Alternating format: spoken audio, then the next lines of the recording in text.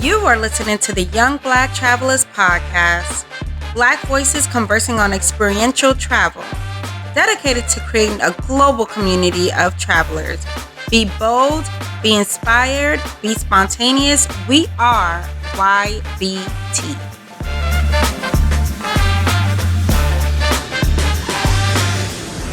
Listeners, welcome to another episode of the Young Black Travelers Podcast.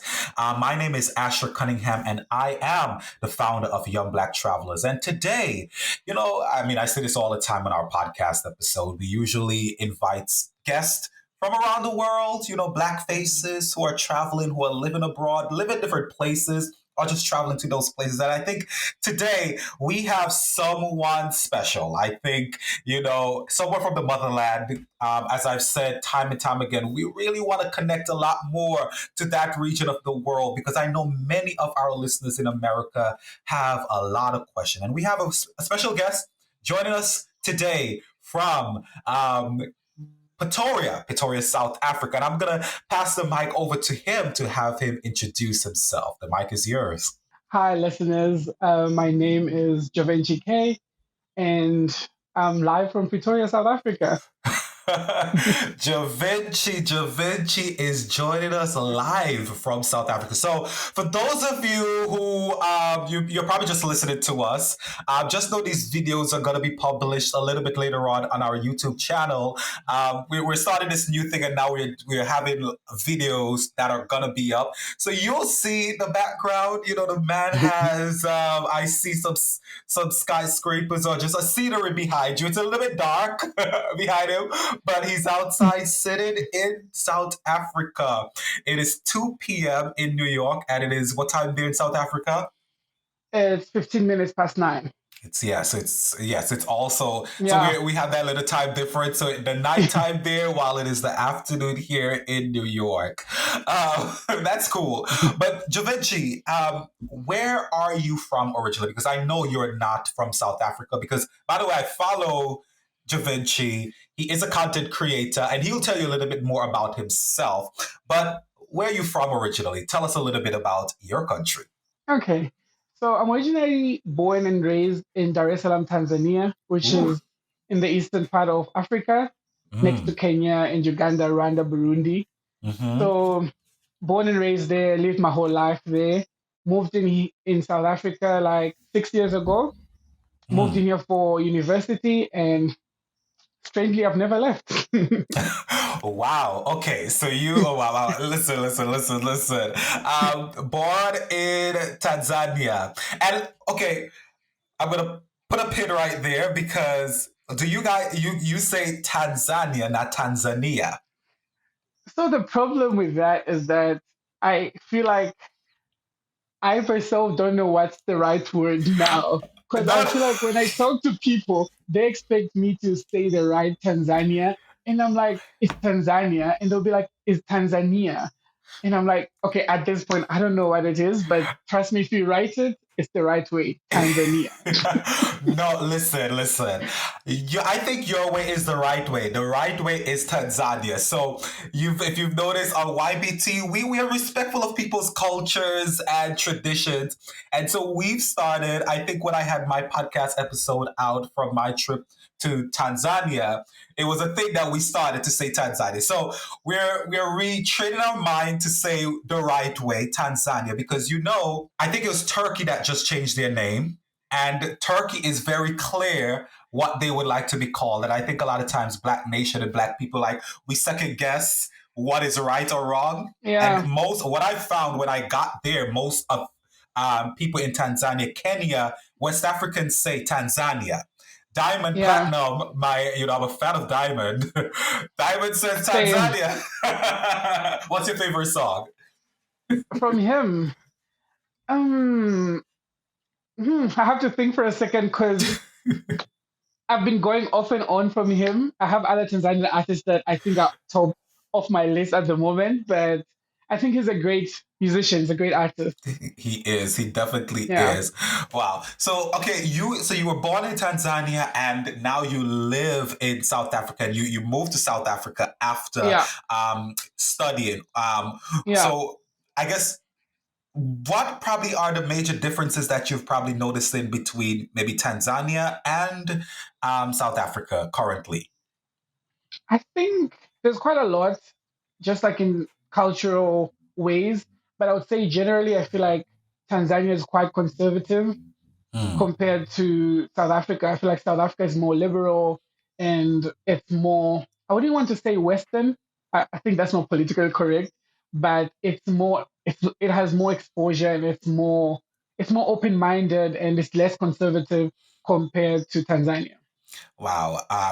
I would say, when I went to Dar es Salaam and Zanzibar, um, it was quite interesting to me in many ways, right? I think one of the things that my friends and I observed from Dar es Salaam was there's a big mix of people. Yeah, And, New York also have a huge mix. And I think for us, that was like, wow, refreshing to see that here is a country in Africa where you're seeing, maybe lighter skinned people, dark skinned people, Muslim, Christian. Well, in our minds, how we are yeah, seeing them, right? And yeah, it was just really interesting. But then you get to Zanzibar and very Muslim country, yeah, right? yeah, And even in that, I didn't feel any way. I literally felt good. I was like, wow, I love this. I actually loved to be around it, right? I didn't feel, yeah. I think sometimes people would think, because it's a completely Muslim, well, majority Muslim country, you may feel a little bit out and off, but I didn't. I loved it actually. So, Yeah, and I also feel like that's the thing with traveling. When you're going to a different country, you don't expect people to live and behave how you're from. So it's like if you're mhm, from America, you wouldn't want, I mean, like the standards of living and behaviors, pattern, and characters of people in the US shouldn't be the same with Zanzibar. They have their own correct. culture, they have their own ways of living. So I feel like when you travel to these places, it's good to observe these things, but then be mindful and respectful to, what you can do, what you can't do based on, the people that you're traveling to and how they live and stuff. Wow, that is definitely true. And where would you say your love for travel began? So my love for travel actually began in South Africa. Maybe that's why I'm not leaving. Wow. But until high school, I had not get the opportunity or chance to travel. Like Mm, I've never had the. It is never a thing. Maybe for my family and to most majority of people in Tanzania to travel for leisure. Like people would travel to go to another state for a funeral or a wedding, but not to travel to explore. So when I mhm. moved into South Africa, I was studying university in 2018. In 2017, I got the chance to visit a place called Mpumalanga. It's 3 hours, 4 hours from Johannesburg and Pretoria. Okay. So it's like a very beautiful mountainous area. It was my first time to travel for leisure, like travel to explore, just travel Mhm, to see. I didn't know anybody there. It's not like I was going to a wedding or to a funeral in a way, things I used to in Tanzania. So when I saw that for the first time and I experienced that, that's actually when I even started my content creation journey. And I was like, I think it's important for people to show this a lot and to pass this culture or this habit. For me, it was quite relatively new to other people because it was just a new world to me in a way, I could say. Like just to be able to travel for leisure and then from at that point the travel content that I consumed was from celebrities, the likes of Diamond. So when Diamond travels, he goes to visit, he flies business class, goes to Dubai. It's all about the glam and stuff. But when I experienced like just mountains in the continent, nature, and it was just so beautiful. And I think from then I just was like, I think I should make this a thing and I should inspire more people to do it as well. Wow. Listen, John, you just said something there that I actually want to dive in a little deeper on. I know we haven't got to the main conversation yet, but you said the people you used to follow first. Obviously, most people they get their inspiration from celebrities. Yeah, They get their inspiration from maybe now influencers who are yeah, also not normal, the normal people.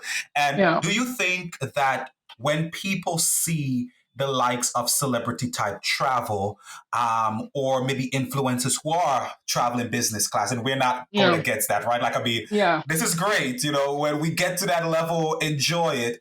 But do you yeah. think that it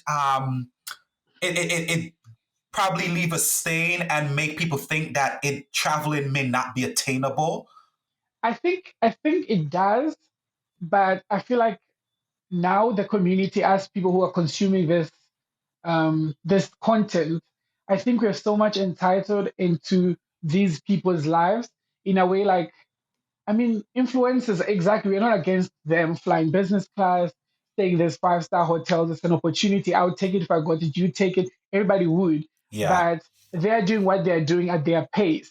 Hmm. So we shouldn't, it's not like they're not our parents, in a way. Like, it shouldn't dictate.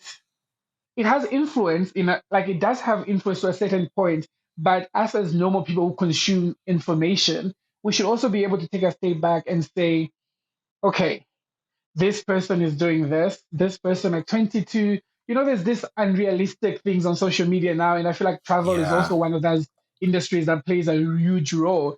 So Hmm. it's important for us to also take a step back and say, yes, this influencer did this, but in 100 people, how many of these people are living this life? How many people can afford this at a certain amount of age? And we should also understand, which I feel like with social media now, we have variety of content. I Hmm. myself sometimes I consume so much content, even in the travel space, I consume so much content from people. It gives me so much pressure in a way. Mm. I'm just like, am I traveling the right way? Is this the right way to travel? Should I wait for me to travel in a certain style and stuff? But I take a step back, and we should all remember we are all on our own lanes, own pace, because Wow. everybody started from somewhere. Even I'm Yeah. sure if that influencer who is now traveling business class was at one point backpacking, right? Yeah. And I feel like we notice these big things because it's easy for us to feel bad or make. I feel like it's a thing now. I feel like generally we human beings like being victims of reason.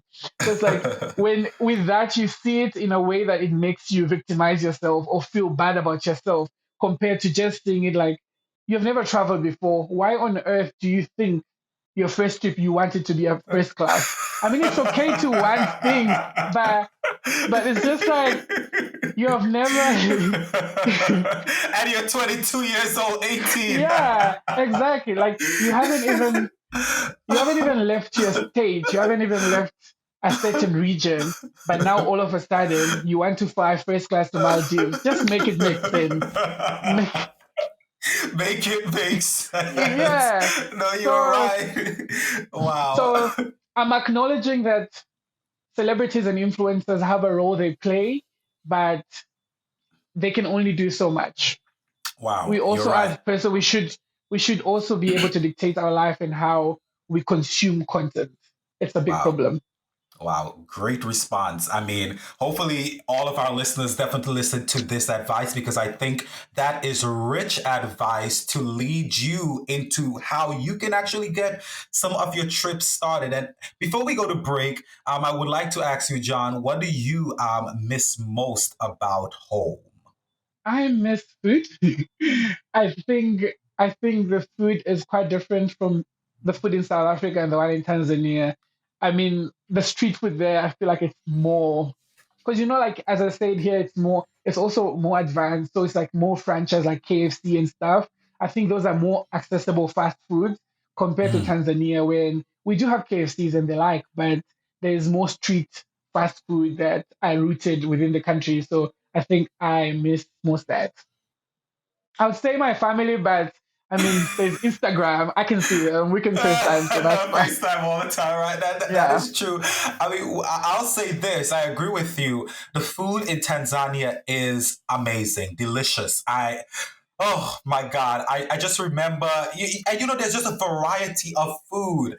I still, a Exactly. variety, because what I've recognized, and we've talked about this when I talk about the diversity of Tanzania, Zanzibar, is more so around that Dar es Salaam region. Zanzibar. And you actually notice it once you drive into Kenya, into Tanzania. Because Yeah. I drove from Kenya to Tanzania, and you just started noticing like the curries and just these different flavors. I'm like, wow, it just shows you instantly, Yeah. even in the mountainous region, the diversity in food. So that is Yeah. definitely true. Wow. So, guys, we're going to go to break. And when we come back, we're going to continue this conversation with our guest, Jovenichi, who is joining us all the way from South Africa, Pretoria, correct? Yes, Pretoria. Pretoria. I think that's the capital of South Africa, right? Yeah. Yeah. Pretoria, South Africa. So, stay tuned as we continue this conversation.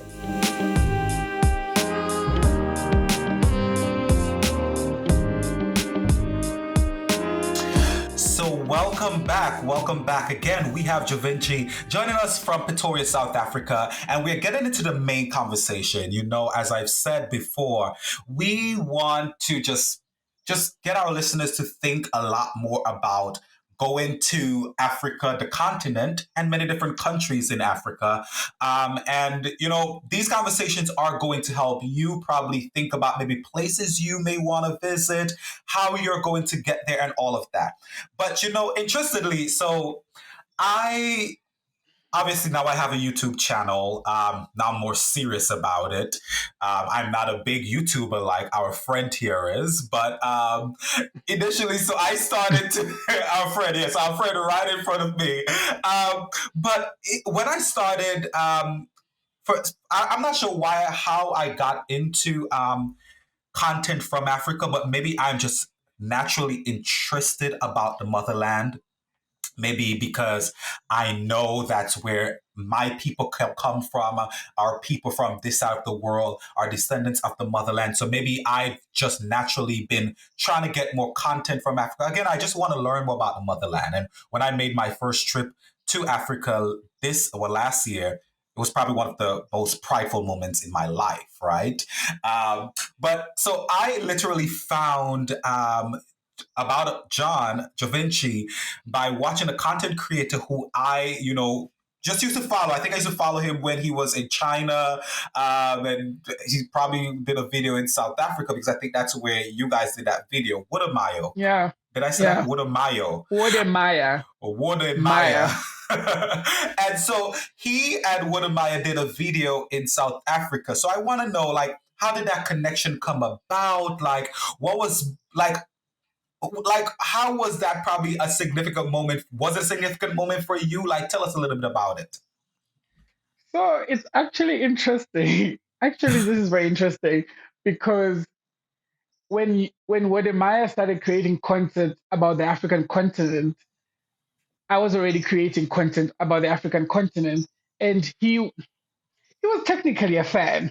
He was a fan. He mentioned it himself. So he was a fan of my content and he consumed my content. He was already big though, but Hmm. popular for making his videos in China.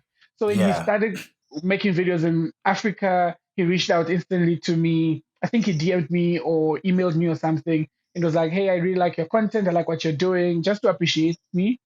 And then when he was coming to South Africa, he also texted me. He was like, I'm coming to South Africa, would be nice. But and then by that time he was already like very big now within the continent.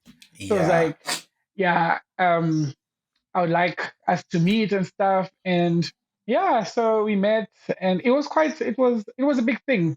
It was really it was a good highlights because I also feel like the collaboration was also highly because when you meet with big YouTubers, there's that thing. For me, I'm very cautious. I'm like, do they think I'm using them? That thing's like, do they think is it genuine? But he was the one who was like pushing me to make a content. He's very. I think for people who have met him or people who will be able to meet him in the future, they would understand what perspective he's from. But he's very into African content creators and pushing Yeah. them. and wanting everybody to be at the top. Like he's not one of those people who get keep information or trying Hmm. to, want to be the biggest. I think he would love everybody to be big and, you know, we could have more admirers and more people on the scale that he is. So he will tell me like, please release a video because when you release a video today, I'm gonna be able to share it and people are gonna come, my followers. He told people to subscribe to my channel. And I think again, like 2,000 followers just for that interaction. And I was just like, oh, this is nice. Wow. But yeah, so it was nice. No, yeah. I mean, I followed that entire journey. I loved it. I mean, I've always been interested in South Africa. I've always been interested in the motherland. And certainly know that through that collaboration, a lot more information came out about South Africa, information that just Yeah, generally interested a lot of viewers like myself. yeah. But what, so I know we're about to get into the next question, but why do you think it is important for African content creators to probably be magnified? I feel like as an African continent, we have been portrayed a certain way with Western media for a very long time. So Hmm. I feel like our voices matter. And I feel like if there's any time, this is the right time for us to say our own stories in the way we want them to be told. So I feel like if there's a way for us, because I mean, the Western media says says positive things, but majority very questionable things about African continent. So we Mm. can not only just stay there and say like, but that's not true, but that's not true. We need to say our truth. What is true? What is true about the African continent? What is this African continent we are talking about? And what is the African continent we want people to talk about and see? So I think it's very important to show, say, sing it, write it, in our own words, in our own way, so that the world can see Africa for what it is from our perspective. So I think it's very Wow. important. No, wow. That is powerful, and that is certainly true.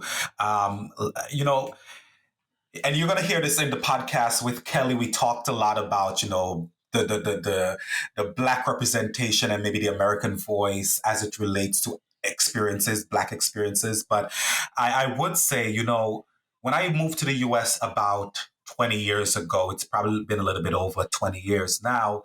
At that time, I remember, the image and the portrayal of Africa, or even Black people. It wasn't even Africa sometimes, because if you were Haitian, there was an image about you, Yeah, or they always used to talk about you came on the boat. Now, I mean, Jesus, it seems like Africa is this place. It's the spot. Africa, Afro yeah, Beats is there. People now talk about South Africa and all of these places. People are very much more interested in, and that's why, again, we're doing these conversations. I think that's why you also said your stories help actually amplify the real image of yeah. Africa, and so that is pretty important. So, in that statement, you've obviously traveled now to how many countries in on the motherland? I've, I've traveled to 7 countries thus Seven, far. Yeah. 7 countries. Wow. And what are they? Oh, I've been to Mozambique. I've been to Lesotho. I've been to Swaziland. I've been to Namibia. I've been to, Tanzania and South Africa included. And there's one other. It will come back to me. Wow. Listen. So again, go to his page on YouTube. His Oh, his Kenya. How did Kenya, I forget Kenya? right next to you guys. Right. Listen, you can't forget Yeah, Kenya. By the way, do you speak Swahili? fluently. Oh, okay. So And just so you know, Tanzanians Kiswahili is better than the Kenyans Kiswahili. listen, I heard that I heard that in Kenya, and let me say this. Oh my God.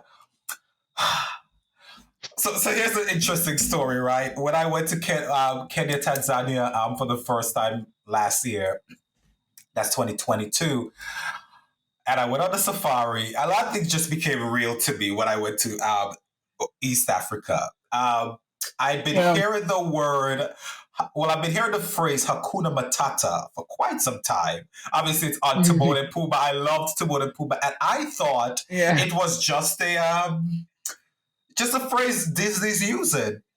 But Yeah. apparently, I mean, in Swahili, it means no worries. And it was so Yeah. beautiful, right? But I would also say what I got from like my experience there, Kiswahili is very beautiful. And I felt it was kind of romantic in a sense. Yeah. I I kind of ascribed it to like French.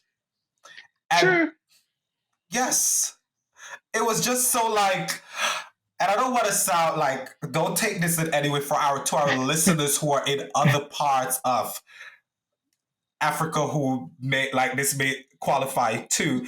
But generally, in New York, we have we know a lot. Well, a lot of my friends are from a particular country in Africa, in West Africa, and Africa.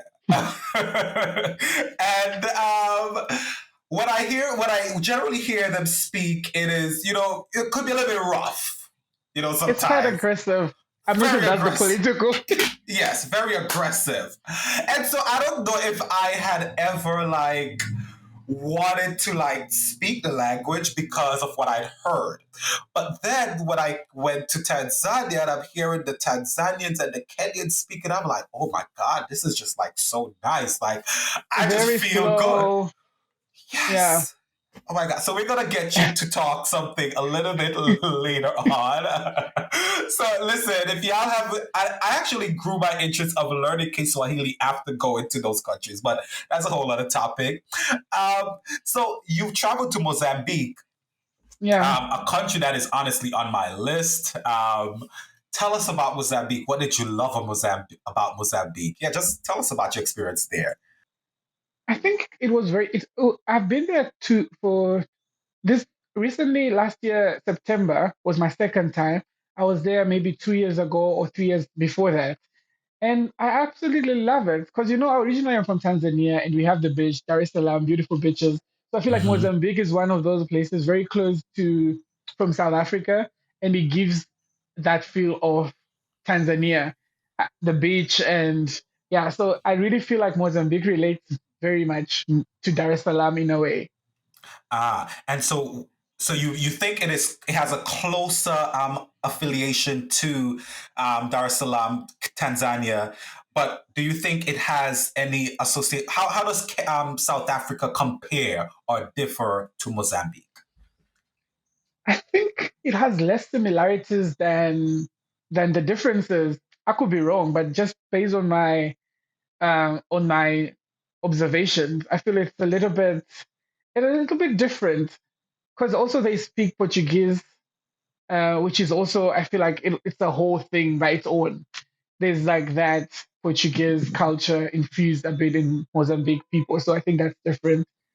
But also Wow. just the way, just even like the look and the city and the people, I think they're quite different, or maybe a bit different from South Africans. I think And they're so more that laid back. They're more, especially like my comparison based on Pretoria and Johannesburg, where it's like people are busy chasing the bills. I feel like people there are a little bit relaxed. Like life is not the best, but we're not gonna be going up and down, up and down. We're gonna take it slow. Yeah, okay, and so you say they speak Portuguese, yeah. which so is it majority Portuguese or is there a dialect that some people may also speak? I think they have that, and then they have their own native language based on where you're from, if you're coming from the north or the south, but majority of people speak Portuguese. And how was that for you? Because I would say, so this is like the context of my question, right? So Yeah, this year, 2023, so I'm not sure when you're going to listen to this episode, but I went to Brazil.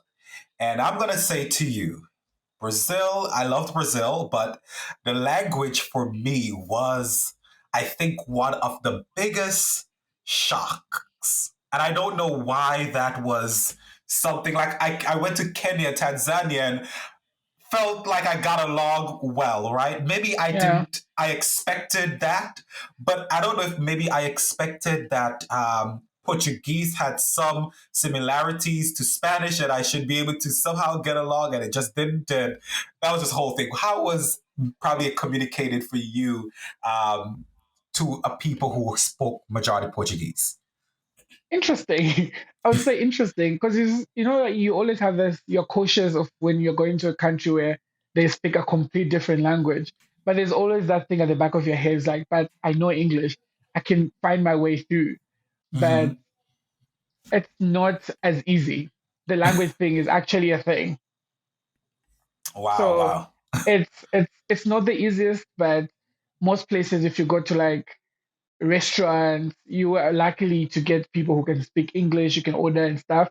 But I feel like you miss to have just a normal um, interaction with people to a level that I usually prefer. Like I usually prefer to talk to the locals and just have normal conversations with them or interact with people. Like for example, you go to a pub and stuff. So it's like you're missing those human interaction with the locals, Interactions. which it's quite can be quite not a very good thing because I'm a person who likes that.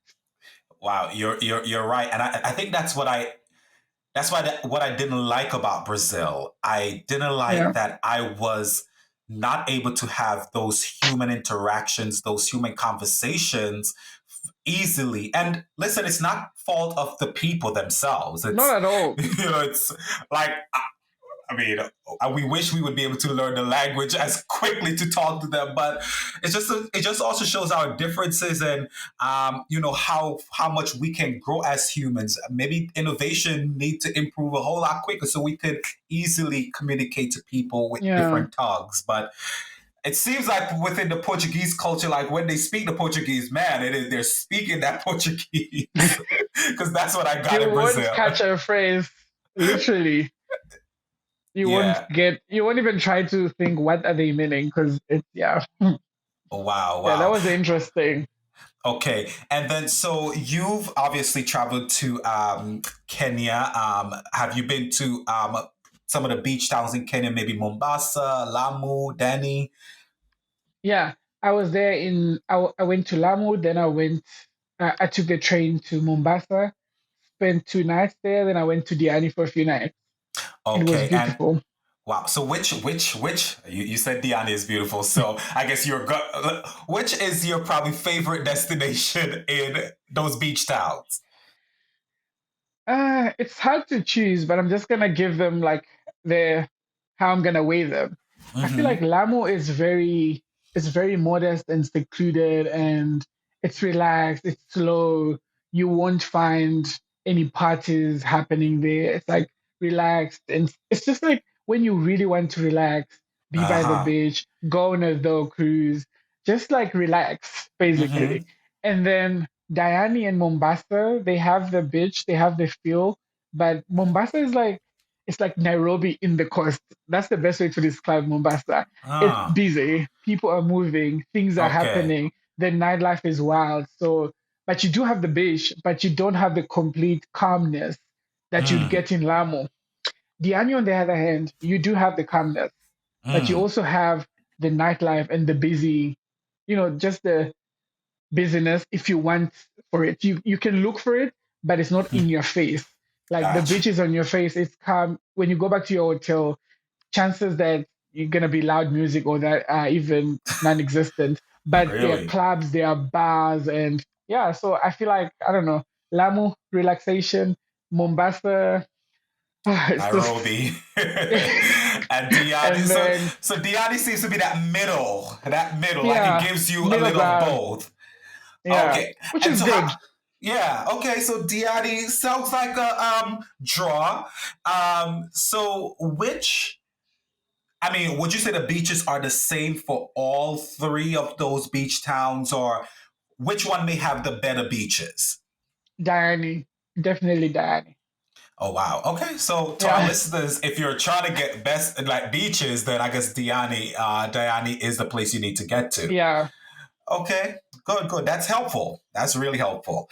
So next time I'm in that area, I guess I'm gonna try to go to Diani. And I actually think one of my friends who were there over the summer, she also went to Diani. And I mean the pictures were, I The mean, beaches, they are beautiful. beautiful, clear blue water, Oh my and God. the sand is white. No, it's a dream. Yeah, Wow. Diana is beautiful. But you know what? This is like, I think that's why we want to talk a lot more about Africa because I'm telling you, outside of like a few years ago, like the knowledge of associating Africa to beaches was non-existent. I would No, say no. in American media, I can't speak about British or South American media, but in the media in the United States, it hadn't been common to for us to know that Africa has beaches. I think the first time Yeah, I actually learned about beaches in Africa was when one of my friend who is a major photographer, I think they went to Seychelles or something along that line, and yeah. that's how I started to do Seychelles. the research and found out. I'm like, dang, these beaches are really nice. And then I think I did the research and recognized that East Africa has some amazing beaches, probably some of the best beaches in the world. West Africa may have, some really rough waters. I'm Yeah, recognizing, but those differentiations have generally not been made in the American media. So that's why I love these conversations, because when you're saying like the beaches in Diani is a dream, to many people here, it's like, oh, you're going to Africa for the beach? Yes, yeah. they got beaches there and beautiful Uh, ones. Beautiful ones, not just beaches. Yeah. Wow.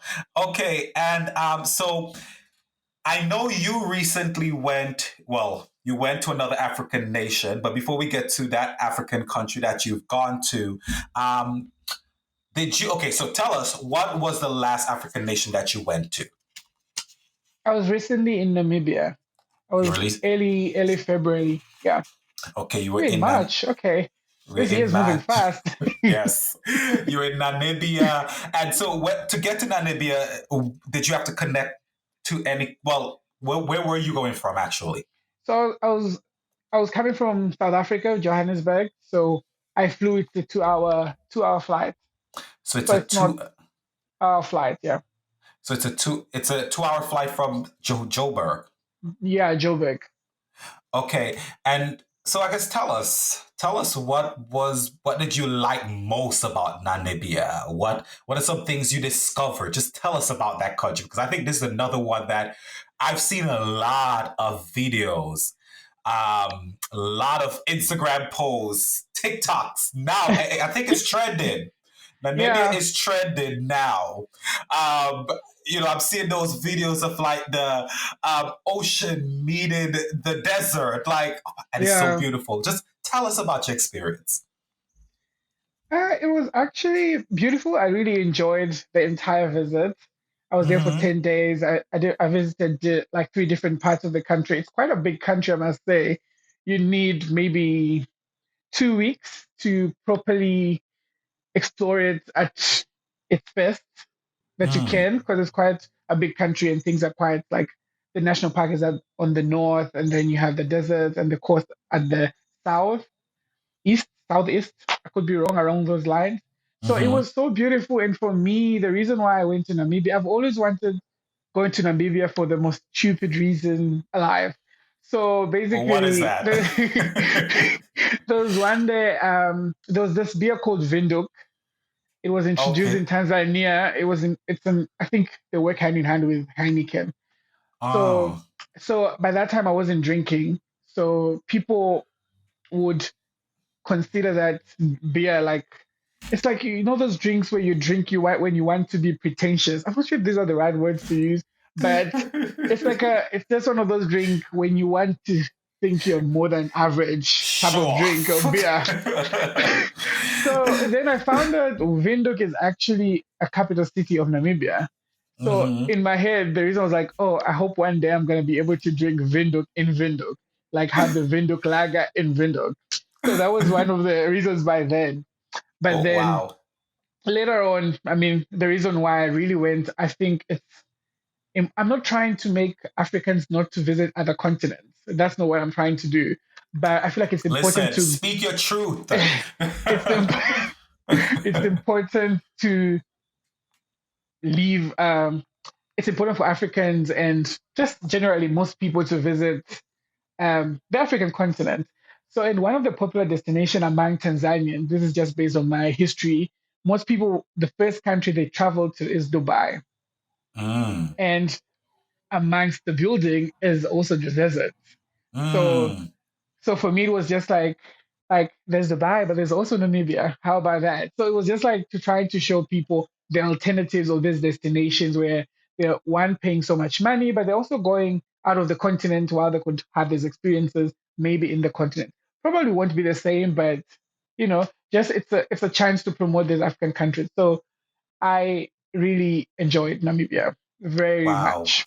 Wow, wow. Yo, you said so much there that wow, there's a lot of gold in what you just said there. Yeah, Because what I hear is obviously we need to support our own, one, but two, the thought just came, people obviously, and a lot of Americans go to Dubai as well, yeah, Europeans go to Dubai as well.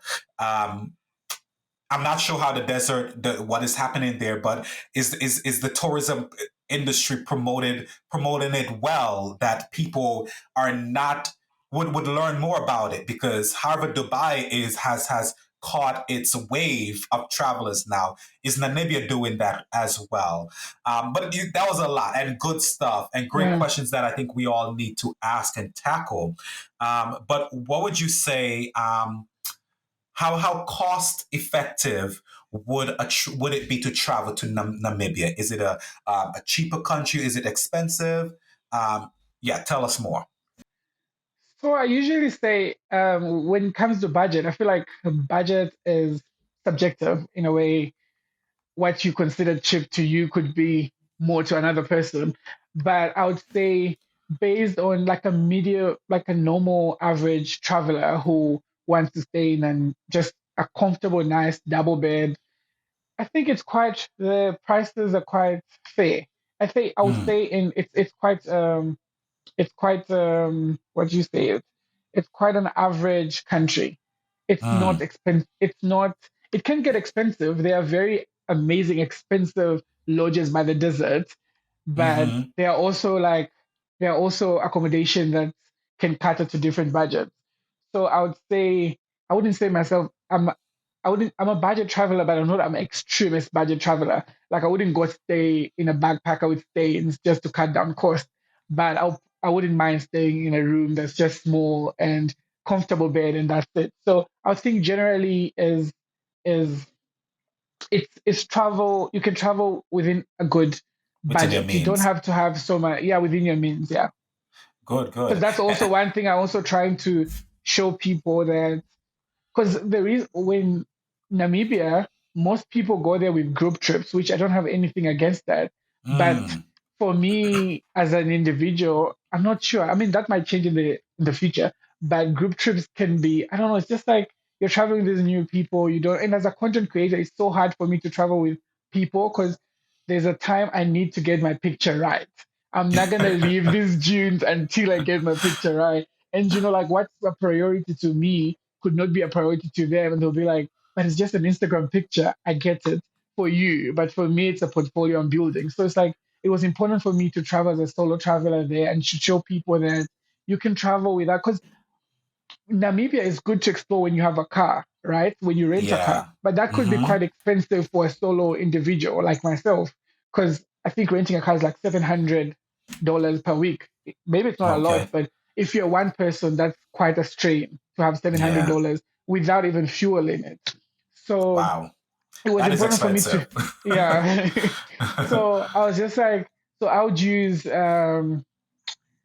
shuttles, and so there are shuttles which is like I don't know, $15 taking you from Oh. one place to another. Oh, Mm-hmm. okay, maybe that's a stretch. Maybe $30. Yeah, but $30 max for transporting one place to another, where another person would have rented a car and spent $700, but we're all going to the same destination. So Got I'm you. trying to also show there's different options to Got this you. travel thing. Yeah.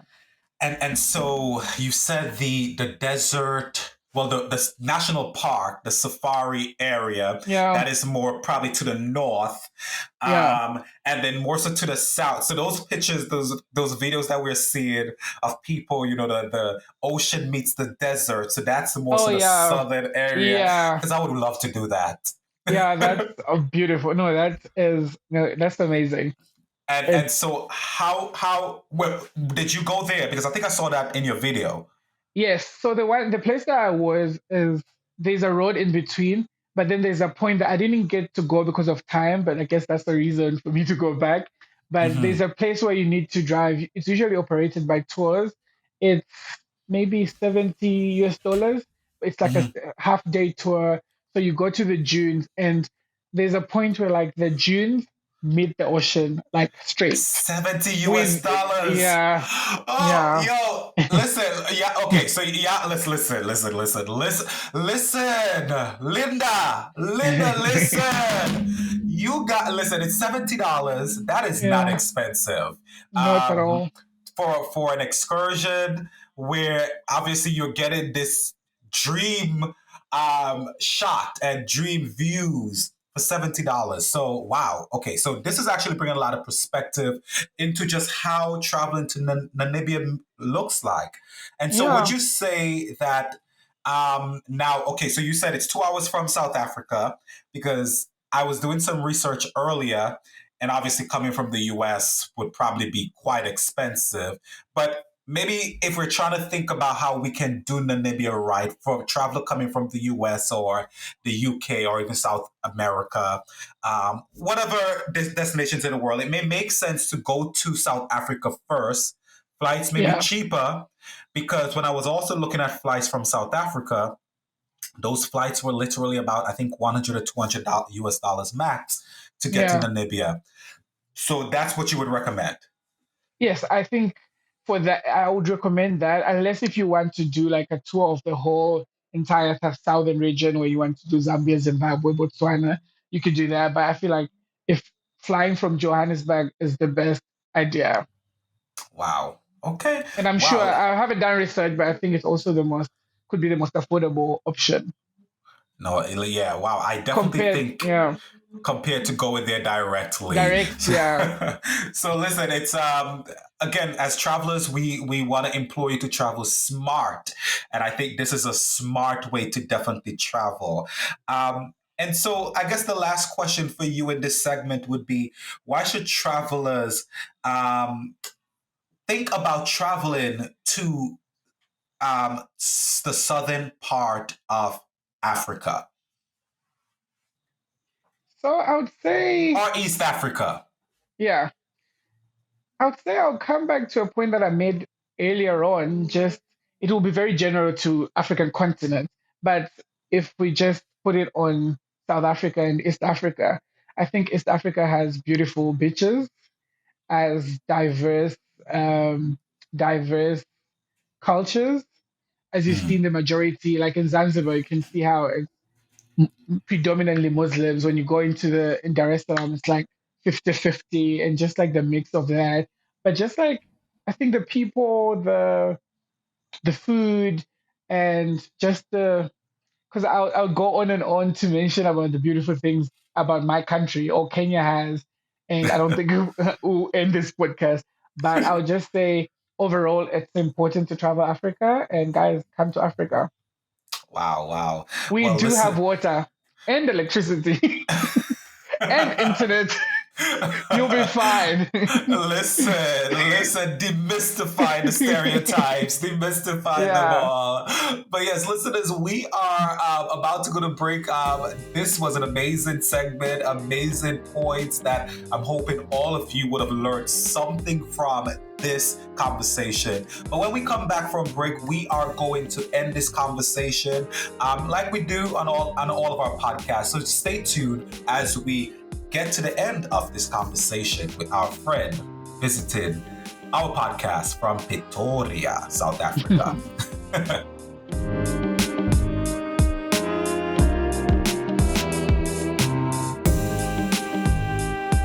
So, welcome back. Welcome back to the Young Black Travels podcast. Again, I had Jovenichi joining us from Pretoria, South Africa. Jovenichi is a YouTuber. He is an influencer. He has amazing content. So, if you haven't followed him, go ahead and do that. And he'll leave his information for you at the end. He has basically given us a lot of information that I think for travelers who are interested in learning more about Africa and interested in traveling to Africa. I think the information that was dropped, the nuggets that were dropped on this podcast should definitely help you decide on probably choosing a country where to go. Namibia. I mean, I've learned so much. I made 70 something dollars for that safari that I think everybody's now seeing that Instagram, those Instagram posts on like the ocean meets the desert. Listen, let's see what this year brings. I don't know if I'm gonna. Maybe I don't fly to South Africa and head to Namibia. But so much we've gleaned from this conversation. But you know what we usually do on all of our episodes of the Young Black Travels podcast? We literally try to shout out someone who can lend another perspective to this conversation, a follow of ours, someone who can help you decide on where you should go next, because they produce content, they have pictures, they're just useful in this our decision making process. And on this podcast episode, we are going to shout out a friend of Jovenichi, a colleague of his, and a fellow African content creator. I mean, I'm looking at his page and I'm looking at these photos and I'm like, dang, these are some dope shots. It seemed like he's a photographer, right? Yeah.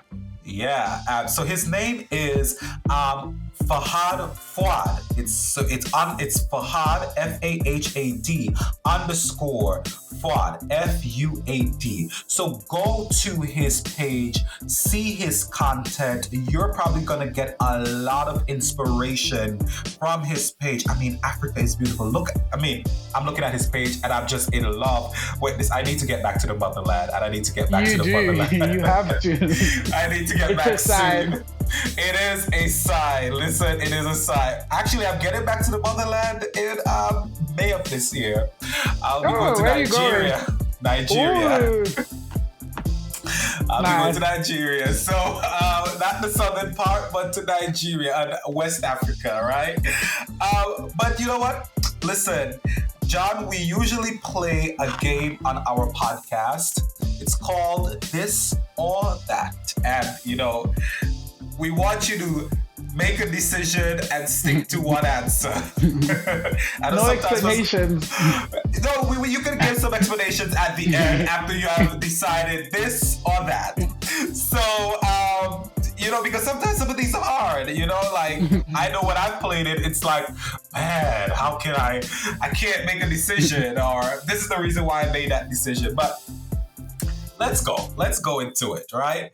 So this or that, Tanzania or Kenya? This Tanzania. Tanzania, any day. Oh, wow, I guess that's easy, right? I do love my Kenyan neighbors, but home is home. Home is where the heart is. And that was easy. Good. So this or that, Namibia or South Africa? Interesting. I'm gonna go with South Africa. Why?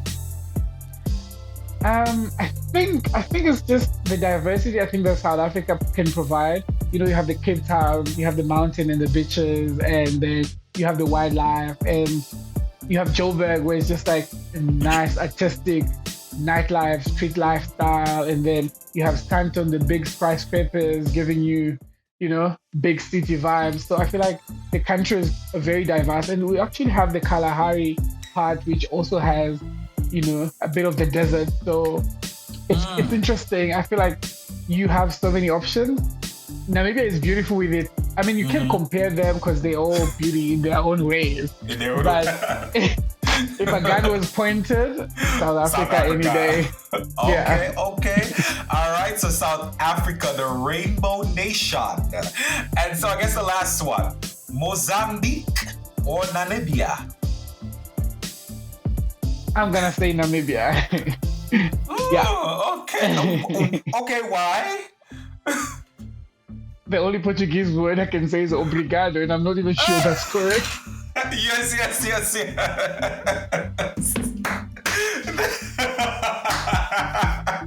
That is, listen, the word I've learned this year to obligado. And it's probably the only one I would have known too for the week that I was in. Thank you. Oh, hi.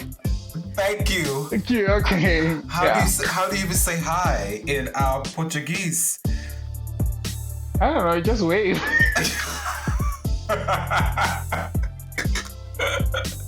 Listen, I guess the language made you chose Namibia. And that goes back to my initial point, right? When I said, I tell you, that Portuguese is difficult. It just makes Yeah. things a lot harder. So just Because be they also prepared. add a language thing. Another time, this is not a country in Africa. I visited France last summer. I was in Paris, and I never knew like a language barrier could be such a thing. So I'd rented this scooters or bike and stuff. I already paid, but now I can't navigate to take it out. And I'm calling at the call center. They have like a call help customer care. And everybody's speaking French. And I'm trying to create, now I'm frustrated because they took my money. All I want is the bike to come out. And nobody is able to speak English. And I'm just like, I need only one person in this entire country to speak English so I can get this. Oh, that was so frustrating. No, Listen, that you was guys, so frustrating. I hear you. You guys are learning from the travelers about the frustration of not being able to speak the mother tongue of that nation. It is quite complicated and annoying. I think I had that frustration in Brazil when I'm trying to check into the Airbnb. The host speaks listen, there's nothing wrong with this, but she speaks Portuguese. And so the people at the front door speak Portuguese. There's no English, and the door is a gated door. And I'm trying to get in. I don't even know what to communicate, how to say, ask how can I get in. I don't know how I figured it out at the end, but somehow we figured it out and we got in. But yeah, language can be a big barrier, and there's I think some places where it's easier to get by because for whatever reason, it's easier. But this is good. This is good. So I guess the last question for you is, you've traveled now to a few places and even outside of Africa. So I'll open it up to the countries that you've even traveled to outside of Africa. And so what would you say is one of the fondest memories that you would have had to date in your adventures? So I would say the first one would be just the first time when I started traveling and when I went to Mpumalanga here in South Africa. But I say the most recent one was when I went to Kenya. Because in Tanzania and Kenya we have we have this feud. Not anything aggressive, but it's just one of those things. Is Nigerian jollof rice better than Ghanaian jollof rice? So we always have those things like Tanzanians or Kenyans are better than this. But then I feel like there's a big misconception amongst Tanzanians that Kenyans are very aggressive. So when I visited, and it was just so beautiful to see, like, it's not that deep. I don't know. It was just like, for me, it was just like unlearning some of the things I had in mind about Kenyans and Kenya as a country. So I think that was beautiful. It was just like, wow, travel is about unlearning so many things in these different places. And yeah, so it was interesting. Wow. And so you hadn't been to Kenya. So you hadn't been to Kenya outside of the last time you'd gone? Yeah, it was my first time. Wow. No, I asked that to say, like, how often do you think Kenyans and Tanzanian interact with each other? Do you think a lot of people go back and forth or not? So I think because you came by road from Kenya, right? From Nairobi to Arusha. Nairobi. Yeah, so I think the Nairobi and the Arusha people, they have a little bit of interaction, some exchange, trade, but people not from the border, I don't think there's any. I think most people in the country, I think they'll think, from up country, they wouldn't think of going to Nairobi. I think they would want to go to Dar es Salaam because it's the big city, while Nairobi is just as well. But yeah. Wow. And listen, that statement alone just tells us how important traveling and interacting with different people is, because a lot of times when we do travel, we start recognizing we've had some preconceived notions about other people and other things that maybe if we really interacted with them a lot of things will change. So, I mean, we ask Yeah. the question, what if maybe, hence why we do these podcasts and we want more Black people and more people to travel, because maybe traveling around the world could change a lot of the wars that we're seeing, because we probably don't understand each other, hence why we are fighting with each other, and we're just hearing news that are traveling from one person to the next, but we've never really got down into the nitty gritty. What do you think about that? True. I really feel like it's important, and I feel like just like traveling in general, just there's a way it really exposes your mind to just new ideas, new difference. Because, so for example, I'll just explain in a way, when I moved from Tanzania, my thing was that I wanted to just go out of the country. It didn't really, it mattered where, but I knew I just wanted exposure. And it's crazy because when a few days ago, early January, I was in Lesotho, it's a small country next to South Africa. And you'd see the people there, their minds are closed in a way for them to make it in life is to be in Johannesburg, right? But then when you travel and come to Johannesburg, you're like, maybe this is not the end goal. I want to be in Japan, and probably someone's gonna be, I want to be in New York. It's just like, it just opens your mind to just so much possibilities that life can provide. And yeah, I think it's quite, and unlearning things. So that's what I'm saying. People should come to Africa. We have water, we have electricity, we have Wi-Fi, but you only know if you come. If you come, but I would also say they also have power when the power goes off, because that happened in Zanzibar. Funniest story. Go back to the podcast when Stella and Anthony and I were out there. Y'all would hear that story because that was hilarious. So, but that shouldn't have deterred you from traveling there at all. But, Jovenichi, I want to say thank you so much for joining us on this episode of the Young Black Travelers podcast. But before we go, can you, or would you like to leave your socials for our listeners who may want to connect with you to reach out to you?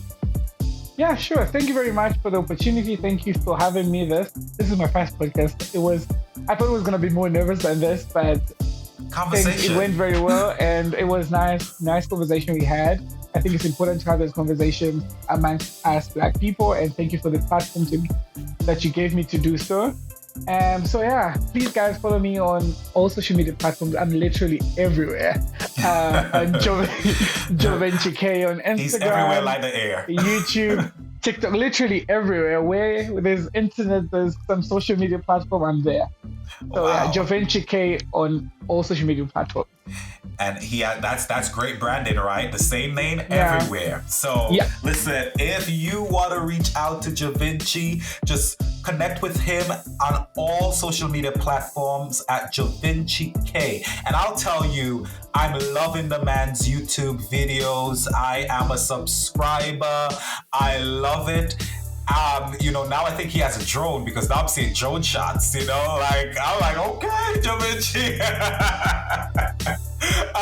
Okay, step this game up, you're seeing the progression in the videos. This is what life is like. So definitely go check him out on YouTube. I mean, great content, and he's representing Africa the way Africa should be represented. Yeah. So, if there's people who are planning to come into Africa, I do have itineraries that I sell. I help people curate trips for places that I've been, because it's easier for me, so they can just reach out to me on the social media platforms. Exactly. So listen, y'all are trying to get to Namibia? Reach out to the man. I got you. Get the itinerary, right? I'll probably be reaching out to you when I'm going to Namibia, because I need to know where I'm gonna go to, right? I'm jealous now you're going to Nigeria. Nigeria is one of the countries that I really want to go to Nigeria, but the way I want to experience Nigeria, I need to have a lot of money. I understand. I want to be spraying naira. Well, let me tell you, I'm probably going to be spraying, because I'm going to a wedding. My best friend, one of my best female friends, she's getting married. That's a dream. We're going to do a podcast on that. I mean, it was a dream to go to Nigeria, but let me also say this. I'm kind of annoyed right now with the process to get to Nigeria because I have to go get a visa and I have to leave my visa at the Nigerian embassy. And listen, as an American, I don't think I'm above anyone, but but kind of like. Sure? I don't. I really don't. But what I would say, based on my experiences over the last few years traveling, I have never left my passport with anyone to get a visa. Generally, it is I apply on, if I'm like when I came to Kenya and Tanzania, I had to just pay online. It was a simple process, easy process. But Nigeria, I have to do it. So that's my little annoyance right there. I really think, I'm not sure, maybe the Nigerians are just trying to pay back since most people have given restrictions. So just I think that's what it is. That's what it is. Because I wouldn't think Americans would need a visa, to be honest, to go to Nigeria. Listen, we need a visa and we need to show that we have over $1,000 in our bank account. Let that make sense. Like we need to know if you can afford to live in Nigeria. That's all. I'm gonna leave America and go stay in Nigeria. But you know what? It is what it is. Let Nigeria do whatever they want to do. But I need to get that visa process. It's been so difficult that I have kind of been delayed even thinking about it, and I need to stop doing that because I could get myself caught up at the end not getting my visa. So I need to go apply like ASAP so I can get this visa and be okay. But pictures will be there, videos will be there, Jovenichi. We'll be watching. One day I'm also gonna go to Nigeria. Wow, that's a whole other conversation because I can't see how Nigeria could be a dream. You're right in Africa. Yeah. Is it expensive to get there? Yeah, quite so, because I don't think there are many flights. I mean, coming from South Africa, I don't think there's a direct flight or so. And also traveling within like Africa is quite expensive. It's quite a thing. Yeah. So I don't know. They need to get their shit right. But yeah. Great point. Listen, we need to be having conversations with these the tourism boards, the heads of governments, because that shouldn't be a thing, right? Travel should not be complicated within Africa. And by the way, last point before we go, one of the books that I've read where that was one of the points in the book was Dead by Zambiza Mayo. And I mean, that book just basically touched on a lot of the issues that Africa is facing, particularly around aid. Probably one of the best books that I've read so far. Yeah. So if you haven't read that book and you probably want to go read that book. It talks about the connectivity of the continent and why it's a problem, and how the governments need to work to fix that issue. But anyway, Jovenchi, I want to thank you for your time. This was an amazing conversation. We've learned a lot. Hopefully we'll have you back to talk about other countries, and hopefully we will connect either in the motherland or when you get here to the US, maybe in Nigeria, we'll connect. Sure.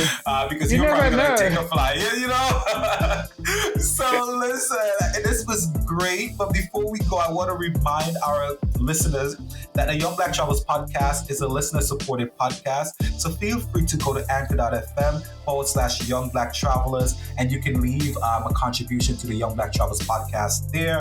Also, feel free to follow us on all of our socials, just like you're going to follow Jovenchi. Follow us on Young Black Travelers on Facebook, Young Black Travelers blog on Instagram, YBT blog on Twitter, and you can simply go to our website, youngblacktravelers.com, where you can get all of our podcasts. And honestly, our podcast episodes on our website have a lot more information, videos, pictures, and you can also listen to the podcast there as well. And we want to remind you to continue to be mindful travelers.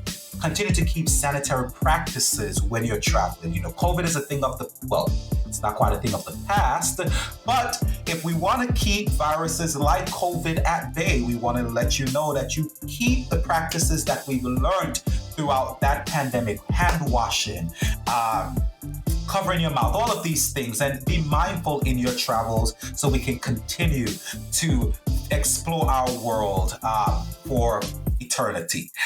So it's goodbye for now. I'm Asher Cunningham and Jovenchi. Thank you again for joining us. Take care.